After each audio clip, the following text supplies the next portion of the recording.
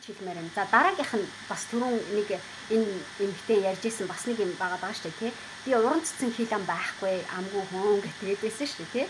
Тэрэн дээр би бас нэг одоо яг ялгаагүй та мань үнийг одоо хязгаарлаад байгаа итгэлийн нэг хэлбэр байхгүй. Тэрний юм гэхээр би бизнес хийх гэж байгаа болохоос одоо уран цэцэн хил амаа хин нэг хүн гайхуулах гээгүй.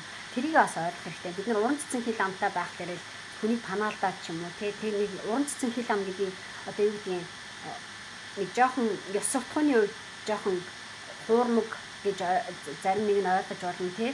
Тиймэрхүү хэмжээний бид нар ойлголт байдаг. Эсвэл нэг одоо нэг л их чухал авьяастай мэдлэгтэй чадвартай байж энийг хийх ёстой юм да нэрийг бид нар гэж бодоод бид нар дүгнэлт хийгээд байгаа болохоос ш яг амьдрал дээр бол бидний одоо бидний хийх гэж байгаа юм болгон тэр бүр одоо уран цэцэн авьяаснаас шалтгааллахгүйгээр хийгдэж болдог юмнууд байдаг байхгүй юу.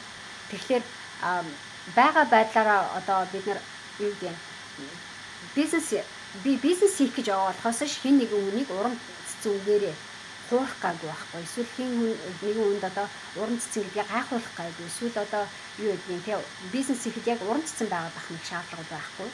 Тийм байгаад байх жишээ нь. Тэгэхээр энэ бас л нөгөө бизнес гэдэг ойлголт маань өрөөсгөл талаараа мань хүнд сөргөөр үлдээд байгаа байхгүй. Тэгээ би байгаа байдлаа бодлоо хүнд зүйл хуваалцаж одоо ойлгуулахад чадчих байгаа бол би одоо бизнес хийж чадна гэсэн үг байхгүй юу. Тэгэхээр уран цэцэн хил ам гэдэг одоо тэр ойлголт төсөөлөл мань нэг айлгаад байгаа байхгүй юу. Тэ?